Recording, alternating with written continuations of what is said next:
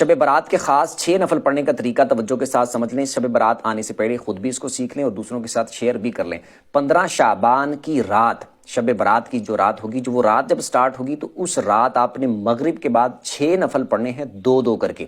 پہلے 2 میں آپ نے نیت کرنی ہے کہ اے اللہ ان 2 نفلوں کی برکت سے مجھے درازی عمر بالخیر عطا فرما. اللہ اکبر کہہ کے نماز سٹارٹ کرنی ہے. سبحانک اللہ پڑھیں پہلی رکعت میں، پھر الحمدللہ، پھر اس کے بعد قل هو اللہ پڑھ لیں 3 بار.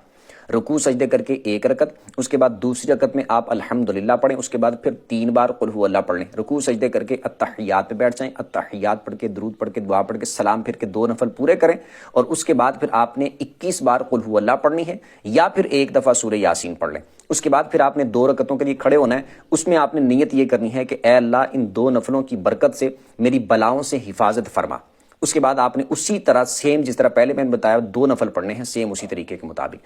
پھر یہ 2 پڑھنے کے بعد آپ نے پھر 21 دفعہ قل هو اللہ پڑھ لینی ہے یا پھر 1 دفعہ سورہ یاسین پڑھ لینی. اس کے بعد پھر آپ نے 2 اور پڑھنے کے لیے کھڑے ہونا ہے. اس میں آپ نے نیت یہ کرنی ہے کہ اے اللہ ان 2 نفلوں کی برکت سے مجھے اپنے سوا کسی کا محتاج نہ کرنا. اللہ اکبر کہہ کے 2 نفلوں کو سٹارٹ کرنے، سیم اسی طریقے کے مطابق آپ نے 2 نفل پڑھنے ہیں. یہ مکمل کرنے کے بعد پھر آپ نے اتحیات پہ بیٹھ جانا ہے. مطلب کہ یہ مکمل کر لیا تو اسی حالت میں بیٹھے بیٹھے پھر آپ اس کے بعد قل هو اللہ پڑھ لیں یا پھر 21 دفعہ قل هو اللہ یا پھر سورہ یاسین پڑھ لیں. اس کے بعد اللہ کی بارگاہ میں دعا کریں، انشاءاللہ اللہ کی فضل سے بڑی برکتیں ملیں گی.